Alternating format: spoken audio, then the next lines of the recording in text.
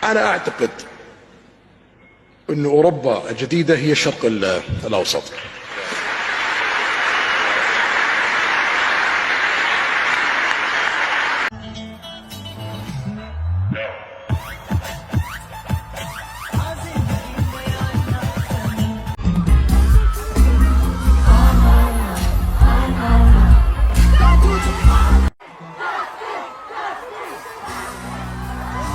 ये मनाजिर जो आपने अभी देखे हैं जिसमें सलमान खान जो बॉलीवुड के एक्टर हैं वो स्टेज पर डांस कर रहे हैं और उनके साथ और परफॉर्मर्स भी मौजूद हैं और शिल्पा शेट्टी हैं वहाँ पे। जस्टिन बीबर कंसर्ट करने आ रहा है, 70,000 की अटेंडेंस है। ये कोई फ़िलाडेल्फिया या मायामी या कोई और अमेरिकन सिटी नहीं है, ना ये हिंदुस्तान है, ये है सऊदी अरेबिया ऑफ 2021। ये जद्दा है जहाँ पर आपका तसव्वुर भी नहीं था कि कभी ये मनाजिर आप देखेंगे, ये सीन्स आपको नज़र आएंगे, वो आ रहे हैं। और बहुत से लोगों के लिए ये सारा कुछ जो इवेंट्स है, मैं ज़रा डिटेल दे देता हूँ आपको क्या कुछ हो रहा है वहाँ पे। लुइस हैमिल्टन अभी गए, फार्मूला 1 रेसिंग के जो चैम्पियन है, पहला इवेंट हुआ फार्मूला 1 रेसिंग का, MBS ने खुद अटेंड किया वो। इसके अलावा वहाँ पर इमानुएल मैक्रों जो कि फ़्रेंच प्रेसिडेंट है, उन्होंने दौरा किया और बड़ी फ़ोटोग्राफ्स ली गई हैं खुशगवार माहौल में, वो अपलोड की गई सऊदी मिनिस्ट्री की जानिब से। साउंड स्टॉर्म के नाम से कॉन्सर्ट्स का एक पूरी सीरीज़ हुई जिसमें बहुत से म्यूज़िकल प्रोग्राम्स थे, जिसको अटेंड करने के लिए लाखों लोग बसों में भर के पहुँचे। ठीक है, उसके अलावा क्या होता है जी कि वहाँ पे रेड कारपेट रोल होता है, दुनिया के टॉप के actors, actresses, models, Hollywood celebrities वहाँ पर आते हैं और फिल्म फेस्टिवल्स अरेंज किए जा रहे हैं। ठीक है, और एक जनरल अथॉरिटी कायम की जाती है एंटरटेनमेंट के लिए, जिसमें $2 बिलियन की इन्वेस्टमेंट की गई 2016 के अंदर। वहाबिज़म की जो पॉलिटिकल आइडियोलॉजी है, जिसको हमने 80 की दहाई से इस तरह फॉलो किया है जिस तरह असल इंटरप्रिटेशन दुनिया में सिर्फ एक ही है और वो ये है। इसके अलावा जो भी बात करेगा, इसके अलावा किसी और तशरीह की जो भी बात करेगा, उस पर ठप्पा लगाएंगे ये काफिर है और उसकी बात नहीं सुनेंगे या उसको कत्ल कर देंगे। उस आइडियोलॉजी के बारे में MBS मोहम्मद बिन सलमान जो क्राउन प्रिंस हैं, वो क्या कहते हैं सुने। वो ये कहते हैं कि we reject this ideology because it is an extremist misunderstanding of इस्लाम, कि ये तशद्दुद और मुतशद्दुद किस्म की एक गलत फहमी है जो हमने सियासी गोल अचीव करने के लिए पाली। So that is why we have to roll back the Wahhabi Salafi Saudi version of इस्लाम, कि जो 80 की दहाई से चलता आया उसको अब हमने पीछे करना है, क्योंकि अब हमने सोसाइटी को ओपन करना है। ओपन क्यों करना है? क्योंकि विजन 2030 का ये प्लान है कि तेल के ऊपर जो सऊदी इकॉनमी की डिपेंडेंस है, जो इन्हसार है तेल की प्रोडक्ट्स के ऊपर, उसको नीचे लेके आना है। क्यों लेके आना है? क्योंकि आगे जाके दुनिया को तेल नहीं चाहिए, क्योंकि दुनिया ग्रीन एनर्जी की तरफ जा रही है, सोलर पावर की तरफ जा रही है, इलेक्ट्रिक कार्स आ रही हैं, तो आगे जाके इस पर डिपेंडेंस नहीं रख सकते वरना तबाह हो जाएंगे। और दूसरी चीज़ ये है कि जो आपके कंपेटिटर्स हैं, जो आपके मुखालिफिन हैं ख़ित्ते के अंदर, जिसमें कतर है, बहरीन है, ईरान भी किसी हद तक है, अगर वो आपको डोमिनेट कर गए, आपसे ज़्यादा मजबूत हो गए, तो आपका तो रोल ख़त्म हो जाएगा इंटरनेशनल स्टेज के ऊपर। आपसे तो बात भी नहीं करेंगे आके, जिस तरह पाकिस्तान से नहीं की जा रही। तो फिर आप क्या करेंगे? तो उसके लिए ये इकदाम करने पड़ेंगे। और क्या कुछ शामिल है? जेंडर सेग्रीगेशन ख़त्म हो रही है, यानी कि मॉल्स के अंदर ख़वातीन नहीं चल सकती, बाहर नहीं बैठ सकती, मर्द औरत से बात नहीं कर सकता, और एक मिक्सिंग अलाउड नहीं है जेंडर्स की, जिसको हम ये समझते हैं कि वो तमाम किस्म की मिक्सिंग जो है ना वो सेक्सुअल इन नेचर हो सकती है। उसके अलावा तो मर्द और औरत का कोई काम ही नहीं है बात करने का। उन्होंने कहा कि बस बहुत हो चुका है, हमने सोसाइटी को इन प्रैक्टिसेस के लिए भी ओपन करना है। उसकी वजह यह है कि जब तक ख़वातीन एक्टिव पार्ट नहीं बनेंगी नेशनल लाइफ का, no economy and no country can prevail. हमें तो समझ नहीं आती है, लेकिन उनको ये आ गई है।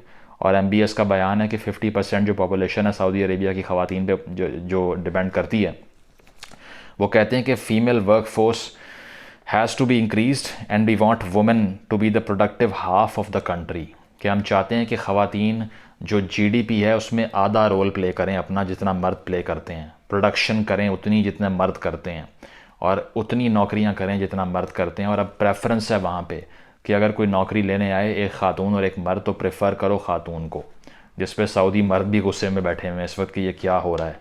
शौक में है ना, आपको आइडिया ही नहीं था कि आपने भी कभी मॉडर्न ट्रेंड्स को फॉलो करना है, अपनी क्वारंटीन से निकलना है। इसीलिए तो हमें समझ नहीं आ रही कि यार ये सारा कुछ हो क्यों रहा है। तो खैर, जो इससे पहले 19% वर्क फोर्स थी ख़वातीन की, वो अब 33% हो चुकी है, ऑलमोस्ट डबल हो चुकी है सऊदी अरेबिया के अंदर। ठीक है, और ये सारा कुछ जो मैं आपको बता रहा हूँ, इसमें एक और चीज़ ऐड ये कर लें कि हमारी सबसे प्राउड एक्सपोर्ट जो थी ना दुनिया को, जो हम यहाँ से भेजते थे, वो थे तबलीगी जमात, जो हमारी पीसफुल प्रोजेक्शन ऑफ इस्लाम थी, जो कि डिसमिनेट करते थे अपने आइडियाज़ को जमातों की फॉर्म में बाहर जाके। Saudi Arabia has band that, ban लगा दी है उसके ऊपर। और सऊदी रिलीजियस मिनिस्ट्री जो है उसने ट्वीट किया है कि there would be a sermon on how Tablighi Jamaat is dangerous for the society, कि हम जुमे के खुतबे में लोगों को बताएंगे कि तबलीगी जमात कितनी ख़तरनाक है माशरे के लिए। वो ये क्यों कर रहे हैं? वो इसलिए कर रहे हैं कि वो जो इस्लाम की इंटरप्रटेशन है जिसमें एक्सट्रीमिज़म का फैक्टर मौजूद है, वो उसको सुपरवाइज़ करना चाहते हैं। वो चाहते हैं कि इसको हम शेप करें ताकि आवाम जो है उनको मज़ीद हम फंडामेंटलिस्ट ना बना सकें।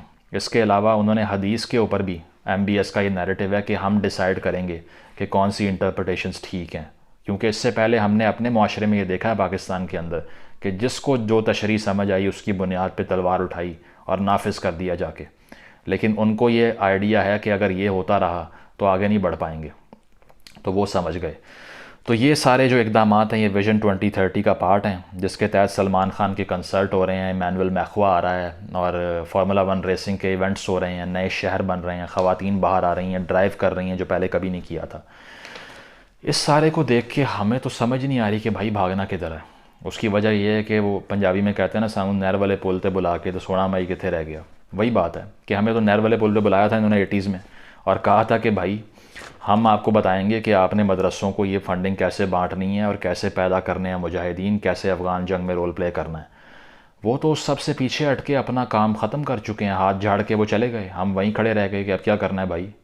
उसकी वजह यह है कि आपने तो अपनी नस्लों को बर्बाद कर दिया ये बता के कि अगर इस चीज़ पे, इस तशरीह पे यकीन नहीं करोगे तो फिर तो तुम मुसलमान ही नहीं हो।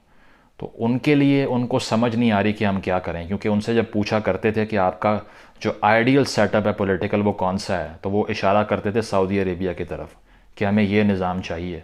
और वहाँ पर तो अब ये सब हो रहा है, वहाँ जस्टिन बीबर फिर रहा है, सलमान खान फिर रहा है। अब करना क्या है? करना ये है कि उनको वो बात समझ आ चुकी है जो आपको नहीं आ रही।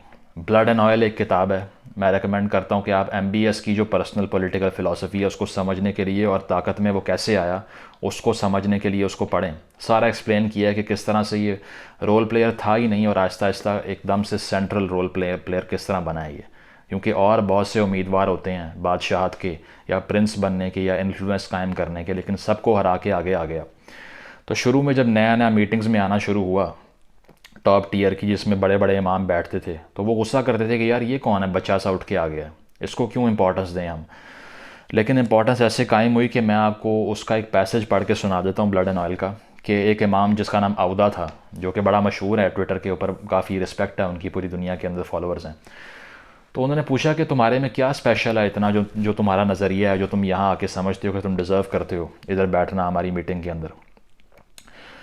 तो इस मौके के ऊपर वो जब उससे पूछा गया कि तुम्हारा आइडियल कौन सा है, तो उसने आगे से जवाब दिया कि to me Machiavelli is my ideal, यानी कि मैं निकोलो माकियावेली की जो सियासी नज़रिया उसको फॉलो करता हूँ। और वो क्या है जनाब?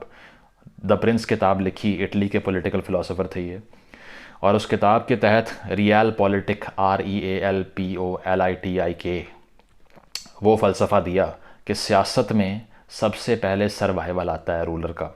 अगर एक हुक्मरान सर्वाइव ही नहीं करेगा, एक कौम सर्वाइव ही नहीं करेगी, तो उसकी आइडियोलॉजीज़ का तो कोई सुनेगा भी नहीं कोई उसको, जो आपको समझ नहीं आता। ठीक है, क्योंकि आप ये कहते हैं कि पहले कश्मीर पे हमारी जो बातें हैं वो सुन लो, जो हमने 2 घंटे की तकरीर करनी होती है UN में जाके, या जो भी बात हम कर रहे हैं फ़लस्तीन के ऊपर कर रहे हैं, जो भी कर रहे हैं, जो हमारे नैरेटिव हैं उसको सारी दुनिया माने। बेशक हम जाके IMF के आगे भीख मांगते हैं, लेकिन हमारा इन्फ्लुएंस बहुत होना चाहिए। तो हमें ये बात समझ ही नहीं आती कि पावर कम्स बिफोर इन्फ्लुएंस। पहले ताकत आती है, उसके बाद असर व रसूख कायम होता है। पहले आप ताकत अटेन करते हैं, मैशत को मजबूत करते हैं, फिर लोग बात सुनते हैं आपकी, फिर आपके नज़रियात राइज होते हैं, उससे पहले नहीं होते। अगर 50 की दहाई में चीन कहता कि हमारा निज़ाम अपना लो, लोग हंसते उसके ऊपर। आज वो ये कह सकता है, लेकिन MBS को वो बात समझ आ गई कि अगर कतर से मुकाबला नहीं करेंगे, अगर बहरीन से मुकाबला नहीं करेंगे और तेल पे बैठे रहेंगे मुंह उठा के, तो फिर तो फारिग हो जाएंगे यहाँ से। तो फिर गल्फ़ कोऑपरेशन काउंसिल से उसने मुज़ाकरात करना शुरू किए, जिसको बायकॉट किया हुआ था, जिस तरह हमने हिंदुस्तान को किया हुआ है, सार्क को किया हुआ है, हिंदुस्तान भी करता है वैसे।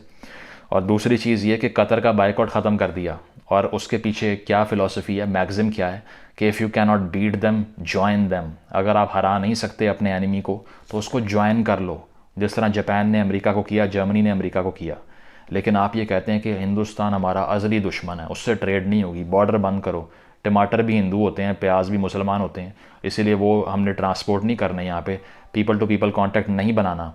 अपनी उन आइडियोलॉजीज़ में फ्रीज्ड पड़े हुए हैं, और उसकी वजह से हो क्या रहा है कि आप IMF के आगे भीख मांग रहे हैं, वो आपके इदारे खींच के लेके जा रहे हैं, और आपके कुछ मिनिस्टर्स के मुताबिक इकॉनमी दिवालिया हो चुकी है, होनी नहीं है, हो चुकी है। ये मैं एक्सप्लेन करूँगा नेक्स्ट वीडियो के अंदर। तो ये चीज़ है कि हमारा जो नॉर्थ स्टार था ना, जिसको देख के डायरेक्शन सेट करते हैं, वो आसमान से गायब हो चुका है और वो आगे बढ़ रहे हैं। मैं ये कतन नहीं कह रहा कि MBS मेरा आइडियल लीडर है, माइंड यू। अगर आप मुझे कहेंगे कि देखो इसने अबू बना लिया है, लिबरल्स ने सब ने मिल के उसको, तो मैं उसकी पॉलिसी से एग्री नहीं करता। It's not a democracy. दूसरी बात, जमाल खशोगी का केस जो हुआ, डिसेंट को वो ब्रेक डाउन करते हैं, उसके ऊपर क्रैक डाउन करते हैं, ठीक है।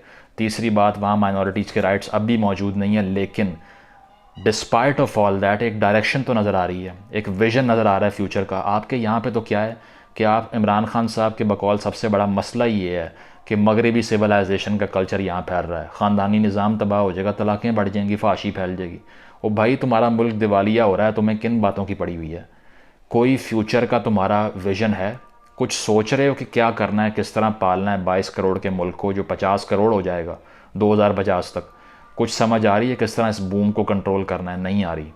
सिर्फ रिवाइवलिस्ट थॉट पीछे ले जाने के पीछे पड़े हुए हैं कि जो कुछ अटेन किया है, जो इकॉनमी में पहले था, जितनी सोसाइटी कोई किसी हद तक फंक्शन कर रही थी, उसमें भी फंडामेंटलिज्म फैला के यहाँ आग लगा दो फ़िरका वारियत की, और सियालकोट जैसे वाक़यात आए रोज़ यहाँ पर होते जाएं ताकि मरें लोग और उसी में जो है वो उससे बाहर ना आ पाएँ। तो कब होश आएगी मुझे नहीं मालूम, लेकिन सऊदी अरेबिया के पैटर्न को देख के ये पता चलता है कि पहले सर्वाइवल आता है, फिर आती है आइडियोलॉजी, और जब तक आपको ये बात समझ नहीं आएगी, you will keep suffering. Thank you.